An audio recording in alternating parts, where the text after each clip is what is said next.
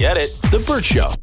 Time to get buzzed on the hot goss from Hollywood with Abby. It's the Bert Show's entertainment buzz. Travis Kelce got all up in Coach Andy Reid's face after a horrible play during the Super Bowl. And people are wondering, should we be scared for Taylor Swift? But before we get into that, in honor of Black History Month, here is your Black Entertainment Fact of the Day. So the first Black artist to have a #1 hit on the Billboard charts were the Mills Brothers with Paper Doll in 1943. Because I DJ, and they're known for their classic song, Daddy's Little Girl, which is probably the most popular father-daughter dance at a wedding reception. I know that one. Yep. Yeah, so they also had their own national network radio show on CBS in 1943, made appearances in film, and of course, had the first #1 hit for Black artists. So shout out to them. Time to talk about Taylor Swift and Travis Kelce. It's your breaking Tavis news now on The Bert Show. Travis Kelce got a little heated during the Super Bowl, and now he's becoming one of the first memes of 2024. But there's also a sector of people, Kristen, that thinks that Taylor Swift should be a little concerned about his behavior. Well, I wanted to say, I don't even know if she should be concerned. What I said the other day is watching it, I found it off-putting. Some people is like, that's passionate. That's the Super Bowl. That's what you want in a player.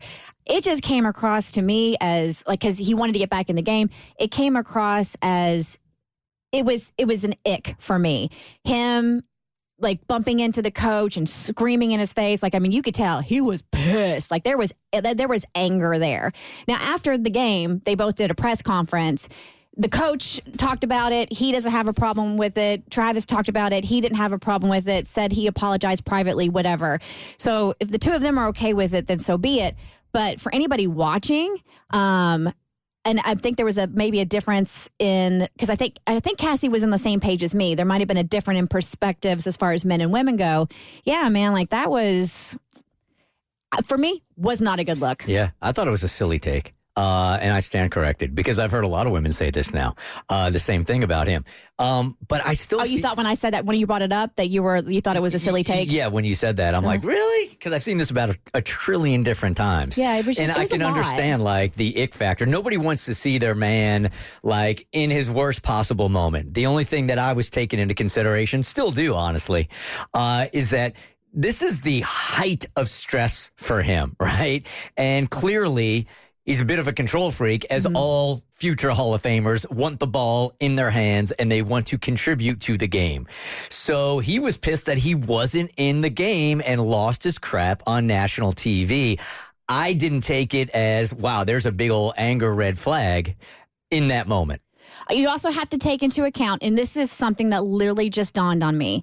I've been a woman in a position a couple of times where a man has been in my face like that, screaming at me. In your face like that? It's a terrifying position to be in. So I think that, unbeknownst to me, sitting here thinking about it now, I was like, that was probably triggering for me. And I'm just now coming to that realization, to see somebody that angry in somebody's face when you're supposed to be in a moment of some semblance of control when you're on like the biggest stage.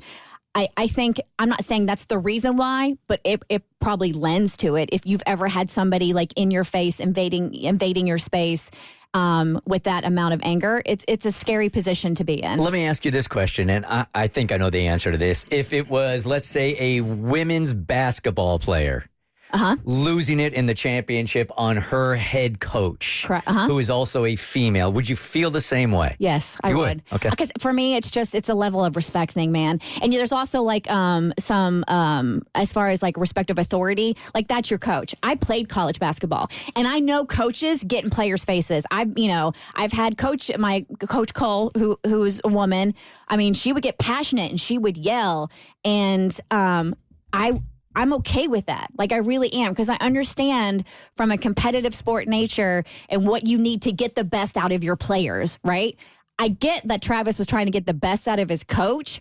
I just thought it was a bad example, and especially for all the kids that look up to him for youth sports. I have a mom friend who has a son who plays college football and a son who plays high school football, and she was like, "I raised my boys better than that. I would be so embarrassed if they acted that way towards their coach." So we can debate how we individually feel about it all day long, but a sports psychologist named Dr. Leah Lagos, she shared how she feels about it from a mental health standpoint. Is this a red flag for Taylor and their relationship? It doesn't have to be a deal breaker, but but it is something that should be discussed and addressed. And certainly if it's occurring in the relationship, they have to figure out a plan, because that's certainly not going to work. Let's figure out a plan if you get in my face like that. I feel like it does give you a different perspective as a man to listen to women talk about it. But when I saw it, I certainly thought to myself that certain players wouldn't get away with that. And I thought to myself, I never thought I would see a player do it to a coach. Yeah. Players doing it to players happens all the time, but I never once considered Taylor Swift or his home life. You better be a Hall of Famer.